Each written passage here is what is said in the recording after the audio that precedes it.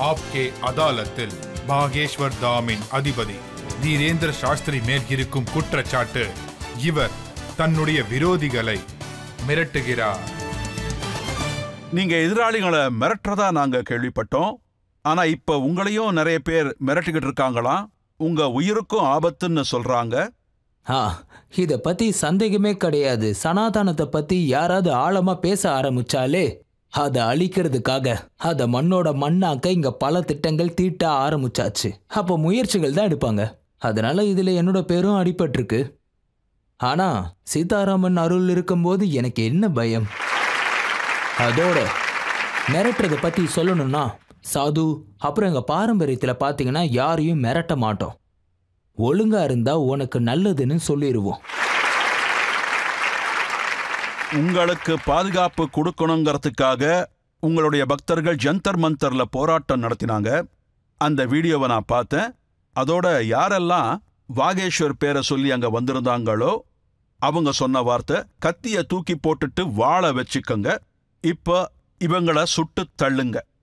இது அவங்க சொல்லக்கூடாத வார்த்தையெல்லாம் சொல்லி. கண்டிப்பா எனக்கு இது பிடிக்காது. இந்த சுதந்திரத்தை நான் யாருக்குமே கொடுத்தது கிடையாது. ஏன்னா நானே ஒரு விஷயம் சொல்லுவேன், அதாவது சனாதன தர்மங்கிறது அகிம்சை. நாங்க யாரையும் தண்டிக்கிறது கிடையாது. ஏன்னா வன்முறைகளை விரும்பாதவன் தான் ஒரு ஹிந்துவா இருக்க முடியும். ஆனா நீங்க எந்த ரியாக்ஷனும் கொடுக்கலையே. அவர் உங்க ஸ்போக்ஸ் பர்சன் தான். அவர் சொன்னது, ஏண்டா செத்து போனதுக்கு அப்புறம் தான் நீங்க தாக்குவீங்களா? முஸ்லிம்ஸ் கிறிஸ்டியன்ஸை என்னைக்கு கொல்ல போறீங்க? இல்ல, இதெல்லாம் ரொம்ப தப்பான தகவல். எல்லாருக்கும் வாழுற உரிமை இருக்கு. அதோட இந்த செய்தியை பத்தி எனக்கு தெரியாது. என்னோட மக்கள் இந்த மாதிரி பண்ணிருக்க மாட்டாங்க. நாங்களாம் சாதுவான. அந்த நியூஸை நான் சொல்லிட்டேன். வேணும்னா அந்த வீடியோவையும் அனுப்பி வைக்கிறேன். சரி, அனுப்புங்க பாப்போம். நான் தயங்கவே மாட்டேன். எனக்கு இதெல்லாம் பிடிக்காதுங்க. நம்ம நாட்டுல ஒருத்தருக்கு ஒருத்தர் அன்பு காட்டணும், அமைதியான முறையில தான் நம்ம நாட்டை முன்னேற்றணும். அதனாலதான் இந்து ராஜ்யம் வேணும்னு கேட்டிருக்கேன். இம்சைய விரும்பாதவர் நீங்க. ஆனா நீங்க என்ன சொல்லியிருக்கீங்க? ஹிந்து சினிமா கையில வாழ வச்சுக்கோன்னு சொல்லியிருக்க. இது நம்ம கடவுள் கையில கூட தான் பார்த்திருக்கோம். எல்லா கடவுள் கையிலயும் ஒரு ஆயுதம் இருக்கும். சில பேர் கையில திருசூலம். அவங்களுக்கு தான் ஆபத்து இருந்திருக்கு, பிரச்சனை இருந்திருக்கு. இவ்வளவு ஏன் இப்போ கூட ஒரு சில பேருக்கு பாதுகாப்பு கருதி லைசன்ஸோட பிஸ்டல் கொடுக்குறாங்க. அதை முதல்ல நிப்பாட்டுங்க. வெப்பன்ஸ் கொடுக்கறதுக்கான லைசன்ஸ் இருக்குல்ல? ஆமா, சுய பாதுகாப்புக்கு.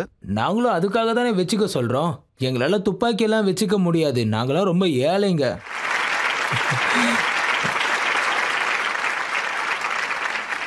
நீங்க இந்த மாதிரி எல்லாம் பேசும்போது அப்ப என்ன கேள்வி வருதுன்னா, நீங்க உங்க ப்ரொடெக்ஷனுக்காக டாக்ஸ் பேயர் ஏன் காசு கொடுக்கணும்? மக்கள் ஏன் காசு கொடுக்கணும்? நீங்க வாழ் வச்சுக்கோன்னு சொல்றீங்க, துப்பாக்கி வச்சுக்கோங்கன்னு சொல்றீங்க. இதெல்லாம் சொன்னா கண்டிப்பா மிரட்டத்தான் செய்வாங்க. அப்படியே இருக்கட்டும். நான் ஒன்னும் துப்பாக்கியை பத்தி பேசினதே இல்லை. நான் வாழ வச்சுக்கோன்னு சொன்னேன். இப்ப பாதுகாப்புன்னு வந்துட்டா இந்திய கவர்மெண்ட் எல்லாருக்கும் பாதுகாப்பு கொடுத்தே ஆகணும். அதோட இப்ப இருக்கிற கவர்மெண்ட் மேல எங்களுக்கும் முழு நம்பிக்கை இருக்கு. வரப்போற கவர்மெண்ட் மேலேயும் எங்களுக்கு முழு நம்பிக்கை இருக்கு. அந்த ஸ்ரீராமர் மேலேயும் முழு நம்பிக்கை இருக்கு. ஆனா இதுதான் எங்களுடைய முதல் நம்பிக்கை. எங்களுக்கு பிடித்தவர் அனுமான் தான். அதோட நான் யாரையும் மிரட்டல. அடிக்கடி சாகவும் போறதில்ல, பிறக்கவும் போறதில்ல. அப்புறம் ஏன் பயப்படணும்? சாவை எப்ப வேணாலும் நாங்க சந்திப்போம். அது போகட்டும். ஆனா ஸ்ரீராமரின் புகழை நாங்க வீடு வீடா போய் பரப்பதா செய்வோம். யாரு மிரட்டினாலும் நாங்க பயப்பட மாட்டோம்.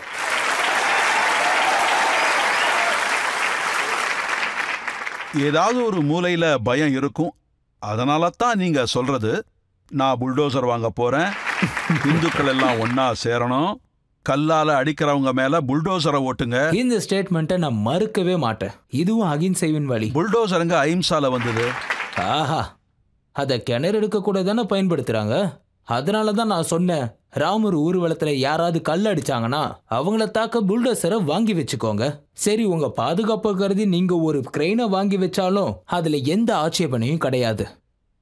நான் யாரையும் தடுக்கல. ஆனா புல்டோசர் வாங்கி போடுற அளவுக்கு எங்க கிட்ட காசு இல்லை. அப்புறம் நீங்க உதவி பண்ணீங்கன்னா கண்டிப்பா ஒண்ணு வாங்கிடுவோம். இங்க பாருங்க, இந்த வசனம் எல்லாம் நல்லா பேசுறீங்க, மக்களுக்கு சந்தோஷம் வருது. ஆனாலும் சில விஷயங்களை நான் சொல்றேன், மக்கள் இதை புரிஞ்சுக்கணும். நீங்க சொல்றது எந்த பாரம்பரியம்? எந்த பாரம்பரியத்துல புல்டோசர் வருது, வாள் வருது, அதுக்கப்புறம் அஹிம்சைய பத்தி? இது ரிஷி பாரம்பரியம். இது ஸ்ரீராமருடைய பாரம்பரியம். பகவான் ராமர் காலத்துல புல்டோசர் இருந்ததா? அவர் வில்லம்பு வச்சிருந்தாரு. இப்ப டெக்னாலஜி வளர்ந்தாச்சு, அதுக்கேத்த மாதிரி நாமளும் மாறி ஆகணும். மாற்றத்தோட நீங்க இந்த புல்டோசர் ஒத்து வச்சு நீங்க என்ன பண்ணுவீங்க? என்ன பாதுகாத்துப்ப? டே, என் வீட்டு பக்கம் வந்துடாத, வெளியே பாரு புல்டோசர் நிக்குதுங்க. எங்க சிப்பாய்ங்க கையில துப்பாக்கி இருக்கதா செய்யும், அதனால அவங்க டெய்லி சுட்டுக்கிட்டாவா இருக்காங்க? மிரட்ட தானே வச்சிருக்காங்க. நீங்க பல விஷயத்த வேற மாதிரி சொல்றீங்க. சிப்பாய்கள் கையிலயும் துப்பாக்கி இருக்கு, பார்டர்ல இருக்கிறவங்க கிட்ட கன் இருக்கும்போது நாம ஏன் கன் வச்சுக்க கூடாது? இந்த மாதிரி வார்த்தைகளை யாரு பேசினாங்க தெரியுமா? முதல்ல பேசினது பிண்ட்ரன் வாலே. இது யாரு? பிண்ட்ரன் வாலே பஞ்சாப்ல ஒரு கலவரம் நடந்தது இல்லையா, அதோட சிம்பல் இது. நான் துப்பாக்கியை பத்தி பேசினது இல்ல, புல்டோசரை பத்தி தான் பேசினேன். அவங்க கிட்ட நான் இந்த கேள்வியை கேட்டேன், புல்டோசர் வச்சிருந்தாங்களா? நான் அவங்க கிட்ட கேட்டிருந்தேன். இது கிண்டல் பண்ற விஷயம் இல்ல, நான் அவங்க கிட்ட கேட்டேன். அதாவது அவங்க பிரச்சனை என்னன்னா, இந்து யாகம் பண்ணும்போது ஏன் பூணூல் போட்டுக்கிறாங்க, அதோட சீக்கியர்கள் இருக்காங்கல்ல, அவங்க எதையும் வச்சுக்க கூடாதுன்னு சொல்றாங்களாம். அப்ப நான் கேட்டேன், யாகம் பண்ணும்போது யாருக்கு என்ன நஷ்டம் வந்துட போகுது? அப்ப அவங்க சொன்னாங்க, கழுத்தை நெரிச்சு சாகடிக்க முடியுமா? நான் சொன்னேன், நீங்க துப்பாக்கி வச்சிருக்கீங்க. அப்ப அவங்க சொன்ன பதில், சோல்ஜர்ஸ் கூட தான் பாதுகாப்புக்காக துப்பாக்கி வச்சிருக்காங்க. என்ன கேட்டீங்கன்னா, இந்த மாதிரி பேச்செல்லாம் குரு பாரம்பரியத்துல வரவங்க பேசக்கூடாது. நீங்க உங்க கண்ணோட்டத்துல பாக்குறீங்க, அது உங்களுக்கு சரின்னு படுது. ஆனா இப்ப பாதுகாப்புக்காக எதை வேணும்னாலும் வச்சுக்கலாம். அதோட புல்டோசரை பத்தி சொல்லணும்னா, அதை தவறா தான் பயன்படுத்தணும்னு நான் சொல்லல. அதை நீங்க வேற கண்ணோட்டத்துல பாத்தீங்கன்னா அது உங்க இஷ்டம். என்னுடைய எண்ணம் தெளிவானது. சனாதன தர்மம்னா என்ன? நானே சொல்றேனே. சத்தியம், அஹிம்சை, இரக்கம், மன்னிப்பு, தானம், ஜபம், தபம். அடிதடி பத்தி அவங்க கண்ணோட்டம். நான் பாதுகாப்பு பத்தி சொல்றேன். புல்டோசர். டீ கிடைக்குமா? டீ குடிக்க விரும்புறீங்களா? எனக்கு நிறைய இருக்கு. டீயும் தண்ணியும் கொண்டு வாங்க. சொல்ல போனா சன்னியாசிங்க எப்பவுமே டீ குடிக்க மாட்டாங்க இல்லைங்களா? ஆனா உங்களை பத்தி நானே ரிசர்ச் பண்ணிருக்கிறேன். அதுல கண்டுபிடிச்சது உங்களுக்கு டீனா ரொம்ப ரொம்ப பிடிக்குமா? அது உண்மைங்களா? ஆமா சிஸ்டர், எந்த டீ பிடிக்கும்? எந்த டீ உங்களுக்கு ரொம்ப பிடிக்கும்? ரொம்ப பிடிக்கும். இஞ்சி டீ ரொம்ப பிடிக்கும். அதுவும் என் தாத்தா ரொம்ப குடிப்பாரு. இதோட என் நினைவுகள் ஒன்றி இருக்கு. தாத்தா, குரு, நாங்க 2 பிரதர்ஸ், மொத்தம் எல்லாரும் சேர்த்து 10 பேர் இருக்கோம். நாங்க எங்க தாத்தா குரு கிட்ட போகும்போது எல்லாரும் கீழே தான் உட்காருவோம். அவர் ஒரு சித்த புருஷரா இருந்தாரு, குறைவா பேசுவாரு, மகா புருஷன். அவர் டீ குடிப்பாரு. அந்த எச்ச டீய இந்த கப்பு இருக்குங்க இல்லையா, இதுல பாதி கப்பை எனக்கு கொடுப்பாரு. அதனாலதான் நான் சொல்றேன், உளறிட்டு இருந்தேன்னா இன்னைக்கு ஆன்மீகத்தை பத்தி பேசுறதுக்கான தகுதி வந்திருக்கு. அதோட ஒவ்வொரு விஷயத்திலையும் பின்னாடி ஒரு ரகசியமே உண்டு. எந்த ஒரு பாலகனும் தன்னுடைய பாரம்பரியத்தை விட்டு கொடுக்கவே கூடாது. அவன் எந்த லெவலுக்கு வேணாலும் போலாம். அதுக்கு உதாரணம் இந்த டீ. எங்கிருந்து வாழ்க்கையை ஆரம்பிச்சனோ, குரு கிட்ட ஆரம்பிச்ச எந்த விஷயத்தையும் வாழ்க்கையில மறக்க கூடாது. அதனாலதான் நான் இதை மறக்கல. இது ஒரு நல்ல நினைவுகள்னு எனக்கு தோணுது. ஆனா டீ கெட்ட பழக்கம், என்ன மன்னிக்கணும். இளைஞர்கள் கிட்ட சொல்ற, இதை குடிக்காதீங்க. ஆனா நான் குடிப்பேன்.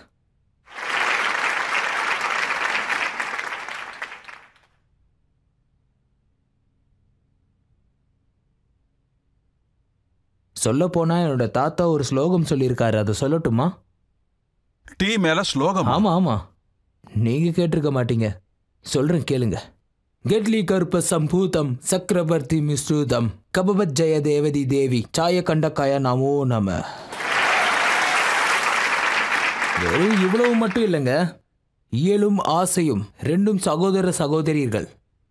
டீ எனக்கு தேவையா இருக்கு. இதை குடிக்கும் போது நான் என் குருவை நினைச்சுக்கிறேன். உங்களுக்கு கடவுளுடைய ஞாபகம் வருதுன்னா எல்லா கெட்ட பழக்கமும் நல்லதுதான். அதோட டீ கடவுளை பார்த்தாதான் கிடைக்கும் டேஸ்டி. வாழ்க்கையில இன்றியமையாதது. டீ குடிக்கும் போது கடவுளை நினைச்சுக்கிறானா அவன் நம்பர் 1 தான் இருக்கணும். டீ கடையில சில்லறைய சம்பாதிக்கலாம், சில்லறைகள் நாணயமாக மாறலாம், அதே நாணயங்கள் ரூபாவாக மாறும். அந்த நோட்டும் கோடி கணக்கிலேயே கொட்டும். கோடியை கொடுத்து ஒரு காரை வாங்கலாம், அதில் ஏறிக்கொண்டு ஹோட்டலுக்குள்ளும் நீ போகலாம், ஹோட்டலில் அமர்ந்து உன்னை சாப்பிடவும் வைக்கலாம். டீ என்னெல்லாம் பண்ண வைக்குதுன்னு பாருங்க. டீ கார்ல ஏறி உங்களை ஹோட்டலுக்கு போக வைக்குது, ஹோட்டலுக்கு போய் உங்களை சாப்பிட வைக்குது. டீ எப்படியெல்லாம் உங்களை ஆட்டி படைக்குது. டீயை சுவைத்தவன் தெம்படைந்தான், அதை விட்டவன் ரசிக்கத் தொடங்கினான். மனம் சொன்னது, பக்தியை ஏற்றுக்கொண்டேன், கிருஷ்ணனை கண்டேன், புல்லாங்குழல் வாசித்தேன், ஒரு நாள் அனுமனை பூஜித்தேன், அப்படியே ஆகாயத்தில் பறக்க ஆரம்பித்து விட்டேன்.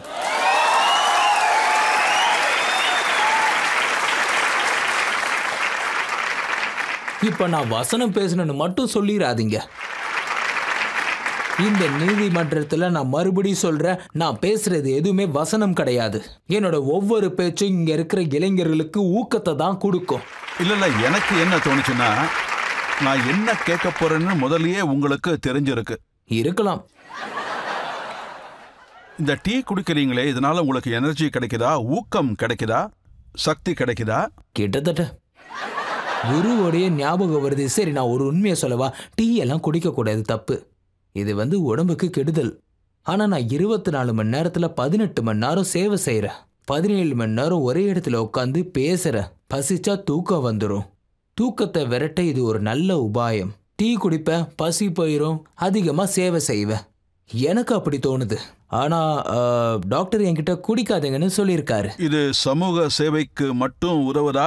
உதாரணத்துக்கு ஷாருக் கான் படம் பட்டான், அதையும் நீங்க கிரிட்டிசைஸ் பண்ணீங்க. அதுவும் டீயோட எஃபெக்ட் தானா? டீயை காரணம் சொல்ல வேண்டாம். ஆனா அதை குறிப்பிட்டு பேசணும்னா நான் சனாதனத்தை பத்தி தான் சொல்லியிருந்தேன். நம்ம சனாதனத்துல எதுக்காக காவி உடைய அணையிறாங்க? 1977 ஒரு படம் வந்துச்சு, பேரு சந்தோஷி மாதா. அந்த படம் மக்களை ரொம்பவே பாதிச்சுது. அதுக்கப்புறம் பார்த்தீங்கன்னா இந்த எலுமிச்சை பழங்கள்லாம் வித்து போகல. சனாதனத்துக்கு எதிரா உங்களுக்கு ஞாபகம் இருக்கும், சனாதனத்துக்கு எதிரா நீங்க மூவிஸ் பண்ணீங்கன்னா கோவில் மேலையும் கோவிலுக்குள்ள இருக்கிற கடவுள் மேலையும் அம்மா அப்பா மேல இருக்கிற பக்தியும் குறைஞ்சு போயிடும். அதனாலதான் நான் அடிக்கடி சொல்லுவேன், இந்து சமுதாயம், சனாதனம், ராமரை டார்கெட் பண்ணாதீங்க. இது நீங்க அந்த என்னுடைய படத்தை வேண்டுதல். பார்க்காமலே அவங்க ஸ்ரீராமரை டார்கெட் பண்றாங்க, அவங்க காவி உடைய டார்கெட் பண்றாங்க, அட்டாக் காவியுடைய பண்றாங்க. பார்க்க வேண்டிய அவசியமே இல்லை. ரத்தமும் அதே கலர் தான். கலரை வச்சு ஒரு தர்மத்தை கனெக்ட் பண்றது சரியில்லை. இங்க மூவர்ண கொடி பறக்குது, மூவண்ணத்துல 3 கலர்ஸ் இருக்கு. அது சரிதான். அதோட ஒவ்வொரு கலருக்கும் ஏதாவது காவியும் ஒரு கலர் தானே. அது எதுக்காக கேவலப்படுத்தணும்? பச்சை கலரை கேவலப்படுத்துங்க, ஏன் பண்ணக்கூடாது? இதுதான் என்னோட எண்ணம். இல்ல இங்க பாருங்க, இந்த மாதிரி டிமாண்ட்ஸ் வைக்கிறீங்கல்ல, இங்கதான் பிரச்சனையே வருது. நீங்க சொல்றீங்க நம்ம நாடு இந்து நாடா மாறணும். கண்டிப்பா மாறணும், இந்து நாடா மாறணும். ஆனா நான் இங்க மதத்தை கொண்டு வரலையே. எவ்வளவு நாள் தான் இந்த மதத்தின் பேர்ல பிசினஸ் பண்ணுவீங்க, சம்பாதிப்பீங்க? இதை நிறுத்துங்க. மதத்தோட பேரை சொல்லி எதுக்கு ஓட்டு வாங்குறீங்க? இதை நிறுத்துங்க. இந்தியாவை இந்து நாடா மாத்துங்க. எல்லாம் சமமா இருக்கட்டும். எல்லாரும் இங்க நல்லா சுதந்திரமா செயல்படலாம். கல் வீசப்படாது, ராமரோட கிரந்தம் எரிக்கப்படாது, ராமரை எவனும் திட்டமாட்டான், ராமராஜ்யம் இங்கேயே அமைஞ்சிடும், நம்ம நாடும் முன்னேறிடும். இல்ல இதெல்லாம் தப்பு. நம்மோட நாடு இருக்கே, இது இந்தியன் கான்ஸ்டிடியூஷன் படி நடக்குது. அத பாபா சாஹேப் அம்பேத்கர் உருவாக்கினாரு. இங்க பாருங்க, நான் அதை மனசார நம்புறேன். நான் எல்லாத்தையும் நீங்க எங்க ஏத்துக்கிறேன். ஏத்துக்கிறீங்க? கான்ஸ்டிடியூஷன் சொல்லுது இங்க தர்மத்துக்கு இடம் கிடையாது, இங்க ரிலீஜியனோட பேரை சொல்லி இந்த நாட்டை உருவாக்க முடியாது. இந்தியன் கான்ஸ்டிடியூஷனுடைய ஆரம்பமே ராமன் ஸ்லோகத்துல தான் ஆரம்பிக்குது. கண்டிப்பா. நீங்க பாருங்க, அதுவே சொல்லுது இந்த நாட்டோட கான்ஸ்டிடியூஷன் ஸ்ரீ ராமரோட பேர்ல தான் ஆரம்பிக்குது. அப்ப இது இந்து ராஜ்யம் தானே? அதே கான்ஸ்டிடியூஷன், எந்த கான்ஸ்டிடியூஷன் ராமருடைய பேரோட ஆரம்பிக்குதோ அதே தான் சொல்லுது எல்லா மதமும் சம்மதம். கேள்விப்பட்டிருக்கேன், படிக்கல. அதாவது ஜாதி வேறுபாடு இருக்கக்கூடாது. தர்மம்னா சனாதனம். இல்ல அப்படி இல்ல. தர்மம்னா சனாதனம், மத்ததெல்லாம் எதுவும் கிடையாது. அது எந்த நாடு தர்மத்தால உருவாகலையோ, உதாரணத்துக்கு சொல்லணும்னா பாகிஸ்தான், அது தர்மத்தின் ஆதாரத்துல உருவானது. அவங்க நிலைமையை இப்ப நீங்களே பாக்குறீங்கல்ல. பாக்குறேன். அங்க மக்கள் சாப்பிட சாப்பாடு கிடையாது, தீவிரவாதம் உச்சக்கட்டத்துல இருக்கு. எப்போ இஸ்லாம் பேர்ல நாடு உருவாச்சோ, ஒரு தர்மத்தின் பேர்ல நாடு உருவாச்சோ, அவங்க நிலைமை இப்படித்தான். சரியா சொன்னீங்க. நான் உங்ககிட்ட ஒரு விஷயம் சொல்றேன், மத்தது எல்லாத்தையும் விடுங்க, தர்மம் தான் உயர்ந்தது. சுப்ரீம் கோர்ட்டு கிட்ட இந்த பிரச்சனை வந்தது. சுப்ரீம் கோர்ட் என்ன சொல்லுச்சு அதை நான் அப்படியே உங்ககிட்ட சொல்றேன். சுப்ரீம் கோர்ட் சொன்னது, இந்தியா மாதிரியான எல்லா மக்களும் வாழற நாட்டுல தர்மங்கிற பேர்ல மக்களை பிரிச்சு பார்க்கறது மிகப்பெரிய குற்றமாகும். கரெக்ட். சுப்ரீம் கோர்ட் சொன்னதை நான் மனசார மதிக்கிறேன். ஆனா இந்தியா இந்து நாடா இருந்தது, இருக்கும், இன்னமும் இருந்தாகணும். இங்க பாருங்க, நீங்க கலர் விஷயத்துல சினிமாவை விரோதிக்கிறீங்க. ஒரு படத்தை ஓட விட மாட்டேன்னு மிரட்டுறீங்க. சனாதனத்தை எதிர்க்கிறவங்கள தான் நான் மிரட்டுறேன். வண்ணங்களை விடுங்க, மக்களை விடுங்க. எந்த சமுதாயத்து மேலேயும் எனக்கு கோபம் கிடையாது. சனாதனத்தை விரோதிக்கிறவன் என்னுடைய விரோதி. அவன் சமுதாயத்துல எந்த ஒரு பதவியில இருந்தாலும் அவனை நான் எதிர்ப்பேன். இன்னொரு முக்கியமான விஷயம், எந்த படத்தை நீங்க பார்க்க கூடாதுன்னு சொன்னீங்களோ, எதிர்த்து நின்னீங்களோ, அதை கோடிக்கணக்கான பேர் பார்த்து அது சூப்பர் ஹிட் ஆயிடுச்சு. அதுவும் நல்லது தானே. அதுல மாற்றங்கள் கொண்டு வந்தாங்களா? மாற்றத்தை கொண்டு வந்து பண்ணா எந்த ஒரு படத்தையும் நான் கண்டிப்பா எதிர்க்க மாட்டேன். காரணம் அது ஒரு கலை. கலையை நானும் மனசார ஏத்துக்கிறேன். ஆனா பாத்தீங்கன்னா அமீர் கான் படத்தை நீங்க அடிக்கடி குறை சொல்றீங்க. ஆமா, படத்தை எடுக்கிறான், கடவுள் போட்டோவை கண்ணத்துல ஓட்டுறான், பாத்ரூம்ல சிவபெருமான் போட்டோவை வைக்கிறான். இதெல்லாம் சரியான? எங்க கோடிக்கணக்கான மக்கள் கிட்ட நானே கேட்கிறேன், எந்த தர்மத்தை எந்த கடவுளை நீங்க நம்புறீங்களோ அந்த கடவுளை இப்படி அவமானப்படுத்துவீங்க? கடவுளை நீங்க கேவலப்படுத்துறீங்க. இதை நான் விரோதிக்கிறது தப்புன்னா சாகுற வரைக்கும் நான் இதை விரோதிச்சுட்டே தான் இருப்பேன். இந்த பாருங்க, சில நேரத்துல எனக்கு என்ன படுதுன்னா, நீங்க வயசுல ரொம்ப சின்னவரா இருக்கீங்க, அதனாலதான் உங்களுக்கு பின்றன் வாலைவை தெரியாது. அதே மாதிரி படங்களோட சரித்திரமும் உங்களுக்கு தெரியாது. ஒரு படம் வெளிவந்தது, பைஜு பாவ்ரா. அதுல கடவுள் சம்பந்தமா ஒரு பாட்டு வரும். அந்த பாட்டு ரொம்ப ஹிட் ஆச்சு. அதை எழுதினது ஷக்கீல் பதாயுவி, மியூசிக் வந்து நௌஷாத், பாடினது முகமது ரஃபி. மறுபடியும் நான் எடுத்து சொல்றேன், நான் எந்த ஒரு சமுதாயத்தையும் வெறுக்கிறவன் கிடையாது. மறுபடியும் உங்ககிட்ட சொல்றேன், நான் ரெகுமியும் வணங்குவன், கபீருக்கும் மரியாதை கொடுக்கறேன். நான் ஷேக் முபாரக் கூட ஃப்ரெண்ட்ஷிப்பை வச்சுக்கிறவன். இதை நீங்க கண்டிப்பா புரிஞ்சுக்கணும். ஏன்னா இங்க பெரிய பெரிய முஸ்லீம்ஸ்லாம் பிறந்து வளர்ந்துருக்காங்க, கடவுள் பாட்டு பாடி இருக்காங்க. நான் இல்லைன்னு சொல்லவே இல்லையே. நான் அவங்க எல்லாரையும் பாராட்டுறேனே. ரஸ்தானுக்காக என் மனசுல மதிப்பு இருக்கு. அதே போல இந்தியால எல்லாரும் இதே மாதிரி ஒன்னா இருக்கணும்னு தானே நான் விருப்பப்படுறேன். சரி, நான் கேட்கறதுல ஏதாவது தப்பு இருக்கா? எந்த அமீர் கானை பத்தி நீங்க சொல்றீங்களோ அவர் தான் லகான் படம் எடுத்தாரு. அதுல ஒரு பஜனை இருந்தது. அத ஜாவேத் அக்தர் எழுதி ரஹ்மான் சார் மியூசிக் போட்டாரு. தெரியும், அதை நான் மதிக்கிறேனே. நான் அந்த பாட்டை கேட்டதும் இல்ல, அந்த படத்தை பார்த்ததும் இல்ல. ஆனா இது எல்லாத்தையும் நான் மதிக்கிறேன். நான் எங்கேயாவது விரோதமா சொல்லியிருந்தேன்னா அந்த வீடியோ எனக்கு காட்டுங்க, நான் உங்களுக்கு அனுப்புறேன். இதுதான் உங்ககிட்ட இருக்கிற பிரச்சனை. நான் விரோதம் சொல்லியிருந்தா காட்டுங்க. இல்ல, அந்த பாட்டை பத்தி சொல்லல, நீங்க சனாதனத்தை பத்தி பேசுறேன். சனாதனம் சனாதனம் சனாதனம். நான் என்ன சொல்ல வரேன்னா, நீங்க யாரை விரோதிக்கிறீங்களோ அவங்கள பத்தி கொஞ்சம் தெரிஞ்சு வச்சுக்கிறது நல்லது. உங்களுக்கு தெரியாதுன்னா என்ன கேளுங்க. கண்டிப்பா எனக்கு தெரிஞ்சுக்கணும்னா உங்களை கேட்கிறேன். ஆனா சனாதனம் விஷயத்துல நான் கேட்க மாட்டேன். சனாதனத்தை பத்தி யாராவது பேசினா நான் டைரக்டா அட்டாக் பண்ணுவேன். நீங்க சொல்றத பார்த்தா சனாதனத்தை பத்தி யாரு என்ன பேசினாலும் நீங்க மிரட்ட வந்துடுவீங்களா? இது மிரட்டலா உங்களுக்கு பட்டுதுன்னா படுறது நல்லது. ஏன்னா இந்தியாவில் இருக்கிற ஒவ்வொருத்தருக்கும் பேசுறதுக்கு உரிமை உண்டு. அந்த உரிமை எனக்கு உண்டு. சனாதனத்துக்காகவே நான் பிறந்திருக்கேன். அதனால சனாதனத்தை பத்தி நான் பேசுவேன். அதுக்காக உயிரை கூட விடுவேன். பேசுறதுல எந்த தடையும் இல்ல. நீங்க மிரட்டுறீங்க. நான் யாரையும் மிரட்டல. சட்டத்துல இருந்தா உங்களுக்கு நல்லது. இங்க ராமராஜ்யம் நடக்குது, அவ்வளவுதான். நான் சட்டத்தை கத்து கொடுக்கறேன். சட்டத்தை கத்து கொடுக்கறது குருவோட வேலை. மிரட்ட மாட்டாங்க. குருவுன்னு எல்லாரையும் திட்டுவாரா? ஒருத்தன் அடிச்சு அடிச்சு மண்பானைய பண்றானா அது அவன் மென்மையாவும் தொடுவான் இல்லையா? நான் ஒரு குருவா இருந்து மத்தவங்களுக்கு புரிய வைக்கிறேன், அவ்வளவுதான். மை டியர் லிசன், சனாதனத்தை பத்தி பேசாத, அவ்வளவுதான். சரியா? இங்க இந்த பாஷை பேசுனீங்கன்னா அழகா இருக்கு. பேசுவேன், ஆனா அதட்டல விட மாட்டேன்.